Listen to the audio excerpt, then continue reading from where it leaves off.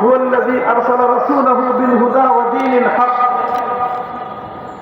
সত্য ধর্ম, সত্য দ্বীন এবং হেদায়েত দিয়ে আল্লাহ পাক তার নবীকে পাঠিয়েছেন। কেন?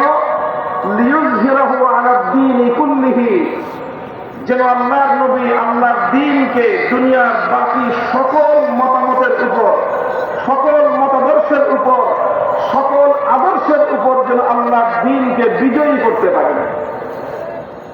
দ্বীনকে বিজয়ী করা আমাদের নবীর আগমনের একটা মৌলিক উদ্দেশ্য। নবীজির জিন্দেগীর মৌলিক একটা কর্মসূচি হলো আল্লাহর দ্বীনকে বিজয়ী করা। এই জন্য আজকে আওয়ামী লীগের এই দুর্দশা দেখে এই কথা আমি বলতেছি তা না। আগামী দিন কোনোভাবে যদি আগামী কোনো সময় তওবা করে এই জাতির হাতে পায়ে ধরে মারতে যদি আবার রাজনীতিতে পুনর্বাসিত হওয়ার সুযোগ পান, তাহলে এই তওবাটা বিশেষভাবে আপনারা করে আসবেন। সেটা হলো, আপনারা ইসলামকে এতিমখানায় দেখতে আপত্তি করেন না, ইসলামকে কবরস্থানে দেখতে আপত্তি করেন না, ইসলামকে মসজিদে দেখতে আপনাদের আপত্তি নাই, ইসলামকে মাদ্রাসায় দেখতে আপনাদের আপত্তি নাই, কিন্তু ইসলামের কথা নিয়ে রাজপথে নামলেই আপনাদের শরীরে আরামদিন চুলকানির উপদ্রব শুরু হয়।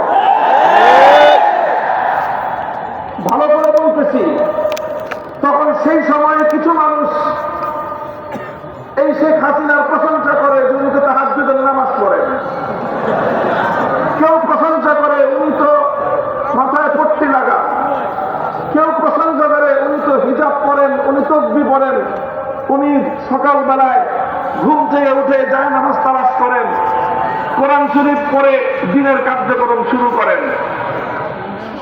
এই সকল বিষয়ে পরের আলোচনা।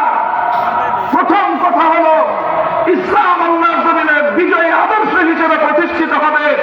আপনার রাজনৈতিক দর্শনে এটাকে মানার কোন সুযোগ আছে কিনা সেটা বলবেন। ওলামায়ে কেরাম মসজিদে কথা বলবেন, ওলামায়ে কেরাম দ্বীনের মাসআলা বলবেন, ওলামায়ে কেরাম দ্বীনের দাওয়াতের কথা বলবেন, সেই সঙ্গে ওলামায়ে কেরাম আল্লাহর দ্বীনকে রাজনৈতিকভাবে বিজয়ী করবার কথা বলবেন। এই কথাটা যদি আপনার বরদাস্ত না হয়, আপনার হাজার রাকাতের তাহাজ্জুদের নামাজের এক কানা করি মূল্য নেই, আপনার হাজার বারের হজের কোন মূল্য নেই। পরিষ্কার কথা, স্পষ্ট কথা। শুধু আওয়ামী লীগ নয়, এই জাতীয় যারাই আছেন, ইসলামকে রাজনৈতিক ভাবে দেখতে আপনাদের পছন্দ হয় না, শুনে রাখেন, বাংলাদেশে আপনাদেরকে আমরা বরদাস্ত করতে পারবো না।